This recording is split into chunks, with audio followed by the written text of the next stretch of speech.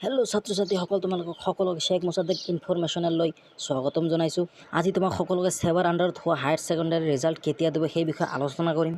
তো ছাত্ৰ-ছাত্ৰীসকল, তোমালোকে সকলোৱে জানা যে যোৱা 25 মে'ত তোমালোকক ৰিজাল্ট দিয়াৰ কথা আছিল, সেইটো কেঞ্চেল কৰি আকৌ 27 মে'ত তোমালোকক ৰিজাল্টটো দিয়াৰ কথা আছিল। আকৌ তাৰপিছত 30 মে'ত তোমালোকক ৰিজাল্টটো দিয়াৰ কথা আছিল, কিন্তু সেই সকলোবোৰ ডেট আজি কেঞ্চেল হৈ গ'ল। আজি পৰ্যন্ত তোমালোকে ৰিজাল্ট নাপালা। নিশ্চয় তোমালোকে বৰ্তমান প্ৰত্যেক দিনা পুৱাতে উঠি আগতে নিউজ চোৱা, তাৰপিছত ইণ্টাৰনেটত গৈ লিংকবোৰ আকৌ চাই চোৱা যে ৰিজাল্ট এৰিলে নে নাই। চ' আজি তোমালোকক মই কৈ দিওঁ যে জুন মাহৰ প্ৰথম সপ্তাহৰ ভিতৰতে তোমালোকৰ ৰিজাল্টটো ডিক্লেয়াৰ হ'ব।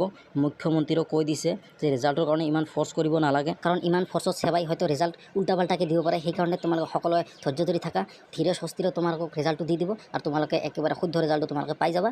আশা কৰোঁ জুন মাহৰ প্ৰথম সপ্তাহৰ ভিতৰতে তোমালোক সকলোৱে ৰিজাল্ট পাই যাবা। চ' ষ্টুডেণ্ট, আজিলৈকে এইখিনিয়ে আছিল। আজিৰ কাৰণে ধন্যবাদ। আৰু এটা ভিডিঅ'ৰ সৈতে আমি আকৌ একলগ হ'ম।